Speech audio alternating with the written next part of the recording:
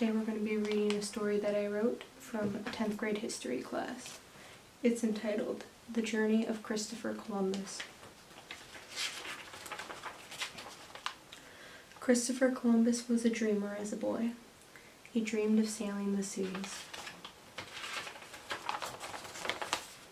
Columbus got permission for his voyage from the King and Queen of Spain, who funded his trip.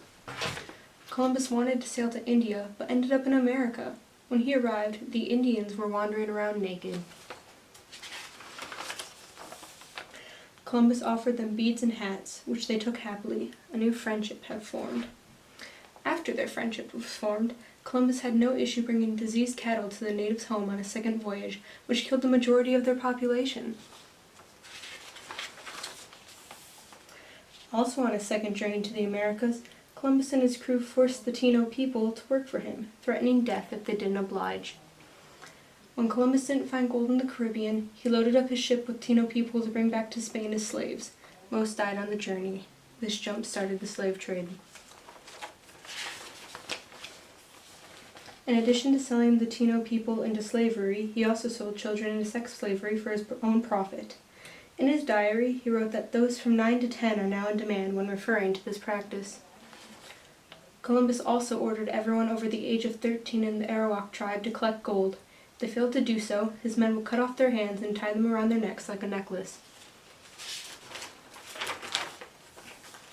For centuries after Columbus's explorations, Europeans exploited natives and their culture, enslaving them and forcing them to work for their own benefit. European diseases alone killed 90% of Native Americans, many of which were purposefully brought in. To this day we celebrate the man who destroyed an entire population, and he wasn't even the first European to sail to America. Happy Christopher Columbus Day. Okay, now seriously, we're going to talk about the facts, because Indigenous people to this day are living the consequences of what has happened in the past.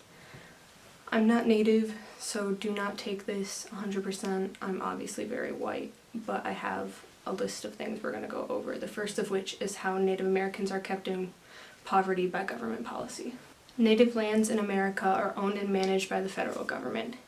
A direct effect of this is the inability to mortgage assets, which means that Native people cannot get loans for their belongings, which makes it very hard for them to start things such as businesses. Almost every aspect of economic development is controlled by federal agencies for Native Americans.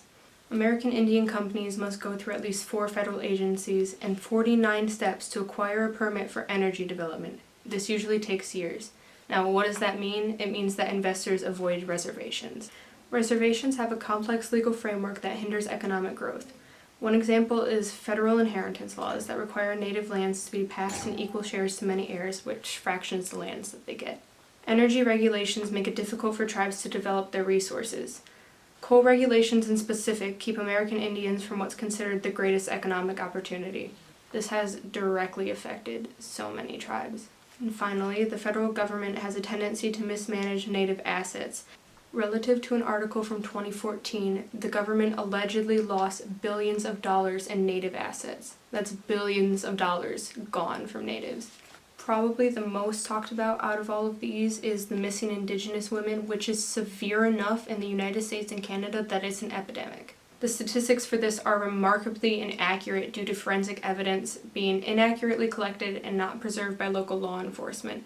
They get cases and turn them cold way too quickly, and the information doesn't get passed on to the correct agencies to document it. The stats from cases that are collected is that 25% are reported missing, 56% are murdered, and 19% are unknown. 1 in 3 Native women are sexually assaulted in their lifetimes, and the majority of this, about 67%, is from non-Native men. Native women are 2.5 times more likely to be raped or sexually assaulted than any other ethnic group. The mass numbers of sexual assault in the Indigenous community aren't just for women, though. 27.5% of men experience sexual assault, 43.2% are physically abused by their partners, 18.6% are stalked, and 73% are mentally abused by their partners. And the stats for this are also unreliable due to lack of reports, which means that it's actually way more. Other things that affect Indigenous populations is the Indian Health Service being drastically underfunded. They provide healthcare to 560 federally recognized tribes. From sources living on reservations, healthcare is pretty much a joke.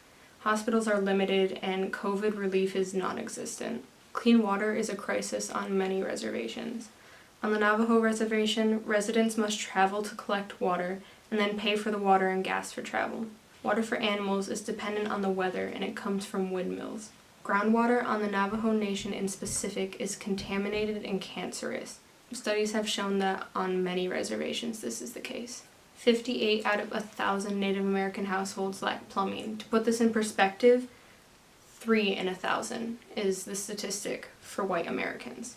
Native youth are dying from suicide at a rate greater than any other ethnic group. And finally, Natives are the most likely ethnic group to be killed by the police.